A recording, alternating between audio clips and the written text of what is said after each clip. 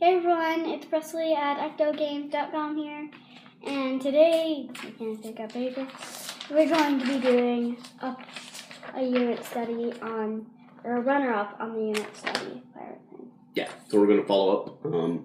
It's been a week, and we've been poking around through our pirate unit study. We didn't do as much as I thought we were going to do. We got sidetracked by some other projects and some other things you can probably see in the blog from what's happened in the past week while we've been doing this. But we did quite a bit, and I'm pretty happy with what we did. We'll probably keep going. But the main point was just to kind of show the breadth of topics that you can dig into with a unit study like this. So if you remember, it all started with us playing Assassin's Creed 4, Black Flag, so very pirate themed, learning a lot about the pirates in the game and playing around. So I decided to grab a pirate unit study, found one online, and we used that for the basis for what we were doing here. So between the video game and the things that we were learning here. Everything is pretty accurate. Yeah, we were actually surprised. As we did the pirate unit study and learned about a lot of the pirates, I was surprised how accurate the video game was, Assassin's Creed, at least as far as the characters. Their relationships with each other. I'm pretty sure that Edward Kenway. Yeah, Kenway not so much. But Stede Bonnet, who you just met in your playthrough. Since Which you I finally started. Just started your and own. I've only played the intro. I haven't tried it. I have just started it. But I thought that Stede Bonnet was one of the more interesting characters in the pirate stuff that we studied. He was like a merchant, and then he was Blackbeard's pirate dude, crew, and then Blackbeard was like, I don't need this, you take that. Right. So he started out as a merchant. He got hooked up with Blackbeard and became part of Blackbeard's crew. And then eventually Blackbeard gave him his own ship, and he became a pirate on his own. It was a pretty cool story about Stede. Blackbeard's is actually a pretty interesting story as well. It's pretty famous pirate. With this ship, it was really interesting how it went down. No, let's tell them what you learned about Blackbeard's ship. Well, Blackbeard's ship was called Queen Anne's Revenge, either because he was a privateer for Queen Anne in Queen Anne's War, I think it was called, or just sympathy for Queen Anne, the last something monarch. So what? You said he was a privateer. What does a privateer mean? Privateer means they were hired by somebody and only think a certain kind of ship. Versus, like Spanish versus. Well, no, I mean what privateer? What would the other thing be? Pirate, which would just sink and eat. Right. Yes. Yeah, that's right. So that's one of the things we learned. So we learned a lot. Obviously, we learned a lot directly about pirates. Because it was a pirate unit study, so we learned a lot about pirates. But let's talk about a few of the other subjects that we touched on while we were going through there. Geography, history. No, wait. Let's just go through them one at a time. Math, geography. What did we do geography wise while we were doing our pirate unit study? Well, we figured out where the Caribbean was on the map. Yeah. So in Assassin's Creed, the map that you're sailing around in is the Caribbean. It's the Caribbean. So Golden Age. Golden Age of Pirates. Golden Age. And when's the Golden Age of Pirates? About? 1700s? Yeah. 17th, 18th century. So we looked at the map. We learned a lot about the Caribbean and the layout of the Caribbean. We learned a lot of the history around that time. So history was one of the things that we studied. What was going on in the colonies at the time and what was going on in England. So we learned a lot about history during the Golden Age of piracy. My two favorite my two not really favorites, because I dogged them all. Well, the only two female pirates. There's Annie Bonny. I said Bonnie Annie. It's backwards.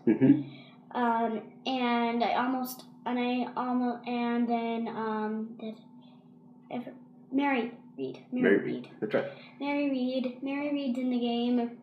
So is Anne Bonny. And she died, but Anne Bonny accurate. Anne Bonny is the one that. Right.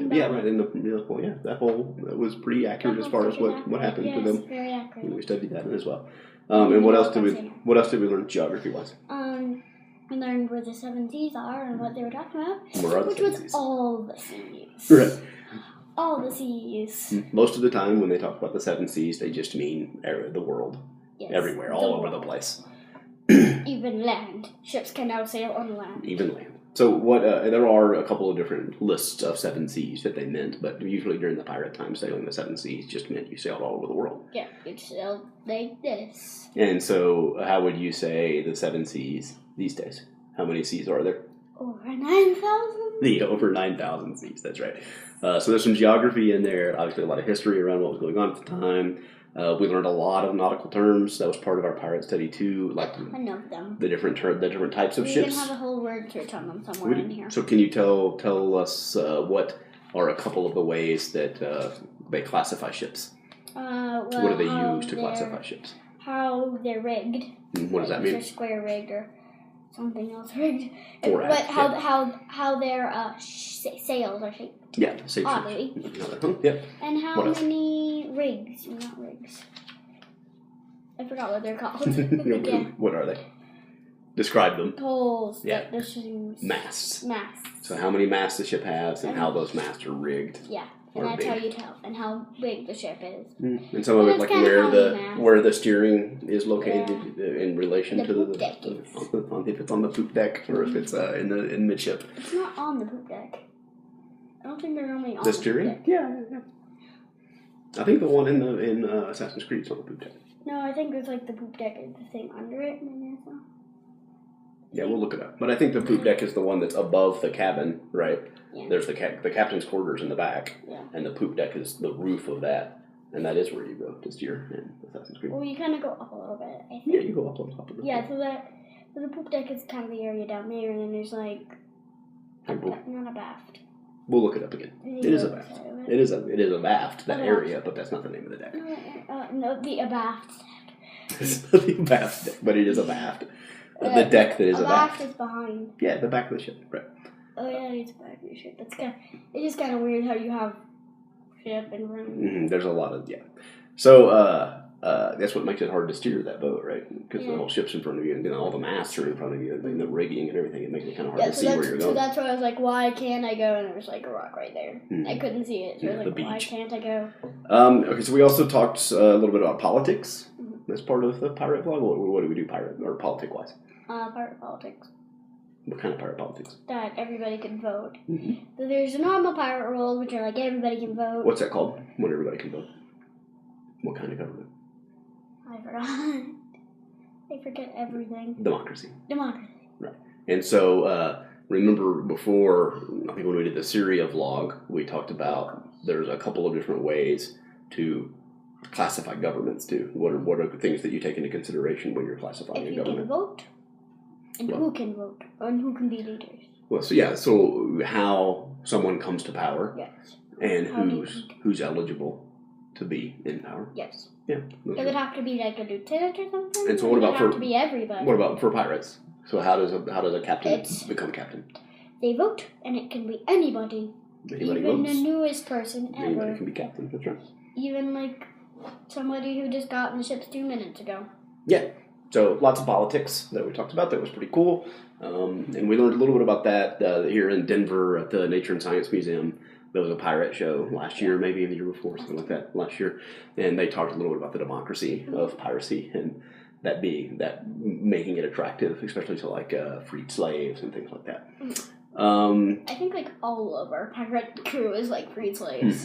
On our ship? Yeah. On our ship, it's either freed slaves or freed slaves. Wait, you said the same thing. I know. Saving, rescuing shipwrecked sailors was another way we get people. It's kind of sailors. It's kind of freed slaves. Slaves who survived. It's kind of that. Maybe. It's freed slaves. We talked a lot about composition. Was another subject that we did as part of the pirate study. How did we do composition? I don't know what that is. It's the like rules of writing. Oh yes. So rules of writing. What things were we doing where we were practicing the rules of writing? Well, we were like writing stuff like on here. You like writing things. We were writing like biographies of pirates and what happened to their ships and all kinds of cool things like that. Oh, and speaking of that, Blackbeard ship was super interesting on what happened to it, how it sank. Tell us about it. Well, it was Queen Anne's revenge, which was is either named because he's a privateer, which is a pirate who was hired to only sink one kind of ship, like a British ship who was hired to sink Spanish ships. And he was one during Queen Anne's War, or just for sympathy for Queen Anne, which was the last monarch of something, I forgot. And if you're not a privateer, what would you be? A pirate. A pirate, what does that mean? You just think that, and I'll think that too. You just think anything, right? Yes. No rules. So composition, both in writing and public speaking kind of things. We definitely talked about composition a lot and how to structure your thoughts correctly when you speak. I never actually said what happened to Queen Anne. Oh, I'm sorry. Please finish. It's okay. Don't worry. Finish. So, what happened to Queen Anne's Revenge is he actually grounded it, which means he drove it inland. Somehow, it probably would be like stuck right there. Like you did last night in Assassin's Creed. You've already grounded your ship a couple of times. Except it didn't sink. It was like, it sank. Right. And then there's a bunch of stuff about the shipwreck. So you didn't let anybody get it. Yeah. Right. He didn't want anybody to capture it, so he was just like... He grounded it himself. I don't want this to be captured dead. Do you remember what Blackbeard used to do to make himself look scary? He used to, like, put bombs and stuff. And fuses. Fuses in his, like, beard and hair, so he would go... So at random times he would go, like... There would be smoke coming out of him, surrounding him. Yeah. So he looked like a demon. Yeah. What do you remember what his flag looked like? It was a skeleton stabbing a heart. Just a skeleton stabbing a heart. That's right. You remember what he was holding in his other other hand? An inaccurate heart. Right. Do you remember what he was holding in his other hand? An hourglass. An hourglass. What did the hourglass mean? That you don't have time, you're dead now. You're running out of time. Like, if you ever see that flag, if you are, like, close, like, this is Blackbeard's ship and this is your ship, you're dead. So what it's it was... like the... Speaking of that, the show that we watched on TV about pirates, what did we learn about that part once the pirate sees the ship that they're going after? Well, they either it's like Blackbeard's ship, you're dead immediately, or you know who that is. You may like, oh, that's a pirate. I don't want to think that. Well, right, but remember when they first saw the ship that they wanted to chase, and then that ship started going, and they started chasing them. Yeah, it was just like. One eternity later. Was it really fast that they caught up with them? No. They were just like one eternity later. Do you remember what Blackbeard did in the TV show we were watching about while they were chasing him? No. He took a nap. Oh. He just went to sleep, right? And said, "Wake me up when we get close enough to shoot at them." Basically, so once they started chasing each other, it took a long time, and then there would be a lot of the boarding and all of that would be chaotic and crazy, but the actual chase would take a very long time. Yeah. Right? Okay, a couple other things we did. We did some math. What was the math problem that we did? What was it about? Dividing the expression. Dividing the booty. The booty. The pieces of 8. The pieces of 8. So we did. Whose job were we doing? The quartermaster's job. So we were doing the quartermaster's job, and one of the quartermaster's jobs. One of his jobs. We had just come back from a successful campaign. We had a bunch of people on board. We had a bunch of pieces of 8. Yeah. Different people on board based on their job got different shares. Like the captain got 2 shares. The quartermaster got 1.5. 1.5 shares. The cabin boys, the new guys. The new cabin boys got half a share. So there was a big problem that was, here's how many people are on board, here's how here's how much gold you have, here's the shares that these people get, everybody else gets 1, and figure out. Okay, so what it was is the captain gets 2, the quartermaster gets 1.5, the cabin boys get 1/2, and the gunmen get 1.25. And then everybody else, like 171 other people get, or like, something like that. Yeah. 772 or something. Other people just get 1. Yeah. So, and then we had to, and then it was like, so there's a lot of... And then it was like, this thing can hold 900 crew, and then you have to find 20%. There was a lot of ratios, a lot of percentages. There were a lot of... It was a cool math problem, and we got to work it in a couple of ways. Yeah, and it was pretty confusing. A lot of scratch paper working through it and stuff, but it was like 15 scratch papers. It was excellent math. It was a really good example. We did some physics. What was the physics experiment that we did?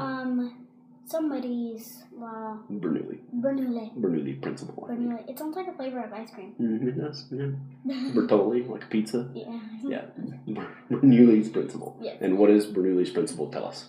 If there's Wait. Let me ask it a different way. What does Bernoulli's principle tell us about fast moving air? It is low pressure air.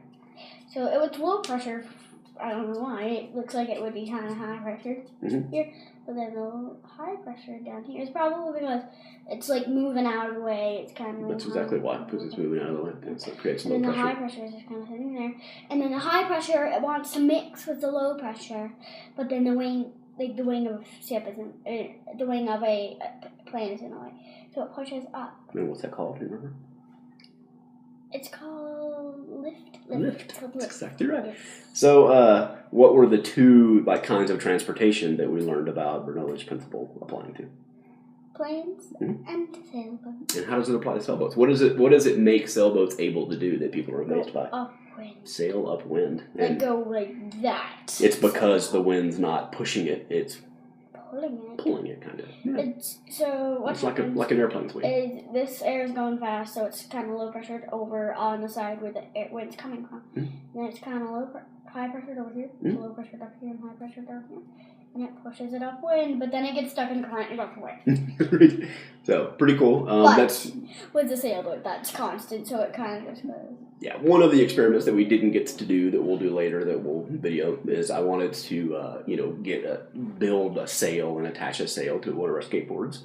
Ooh, and then use the leaf blower to show how it moves. I want to ride it. But then suddenly we had a massive winter storm here in Denver over the past week. So it's been done that in the basement. It's been up 15 below every night and hasn't been in double digits even during the day for many days. It was like -4 yesterday. Yeah, something like that. So once the weather clears up a little bit and we can get back outside, we'll do that. And I think that'll be a cool experiment, and we'll video that. The other really cool experiment that I wanted to do was we'll loop back to this. We'll finish Bernoulli real quick. Yeah, so we did some cool experiments in the house, though, with some cans and a hairdryer, kind of blowing past the cans and seeing how they moved. You could blow them with the wind and push them away, or if you put the wind next to it, it would create a little low pressure, so the can would actually move towards the wind, and we managed to get the cans to come upwind a little bit like a sailboat would, to show some real examples of how that worked. And then the other experiment that I want to do in the basement, this time we just ran out of time, we haven't done it yet, was the experiment proving how the eye patch worked. You want to tell us about that? So the eye patch, I knew for a fact that no, it's not used because I don't have an eye. It is never used because, sometimes. Yeah, I'm sure sometimes it is. Yeah. Probably not really often. Yeah. Not many people use an eye. Why did pirates wear eye patches? To see in the dark. And the reason why is they'll have this one covered up like when they're on the thing, like up here, and they're on the deck, and they're like, and the sun is shining. But then when they go down, have to go like down in the captain's quarters and stuff. It's kind of dark there, so they move the eye patch. And this one is always in the dark, and this one's always in the light, so they can just be like, oh, it's darker. And then they switch it before going back up, but they'll be like, right. So if you when going up the stairs. If you've seen, if you go from an area out in the sunlight and walk into a dark room, you can't see for very well until your eyes acclimate. And so if we're in the house and there's meteor showers going on out there. When we go out to watch meteor showers. Meteor showers. Hopefully not on Earth. Yeah, it takes a long time for your eyes to adjust. Did you come in from the light or looking at these bright the studio lights? Do that. So this is basically what I did the whole time. Nope, I don't see that. Nope, I don't see that. Ooh, I see that one. Nope, I don't see that. Nope, I don't see that. So we, if you go from a bright light into a dark room, it takes a while for your eyes to adjust. Yeah. So the current thinking is that the pirate would wear an eye patch over one eye and keep it in the dark all the time when he was out on the deck and in the sun and doing things. And then when he would go below, he could move the eye patch over, and this eye was already acclimated to the dark, so he would be able to see in the dark. Yeah. And so we're going to do a little experiment down in the basement to show how that works. And we can use these bright lights to light blind you, and then do some tests and see how that works. So I think that's what we're going to do. So I think that's the bulk of the subjects that we studied. We probably did a few others. Got a few things scattered in there. We certainly didn't talk about everything that we did.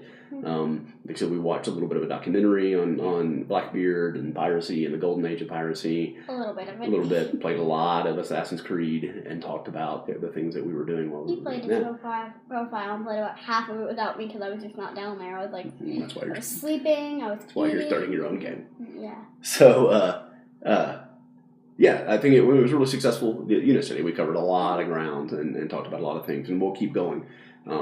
And this, you can find the link to the unit study that we did, and I'll try and put it in this description as well, but it's certainly in the one where we kicked this off a week ago. Highly recommend it. Really appreciate the folks for putting this together and sharing it out so that we could do it as well. And we know we really loved it, and we're going to keep going and learning more about pirates as we go. And while we're learning about pirates, we'll continue to cover a bunch of other subjects. We're going to build a bunch of math problems, because as hard as that math problem was, it was a lot of fun to do, right?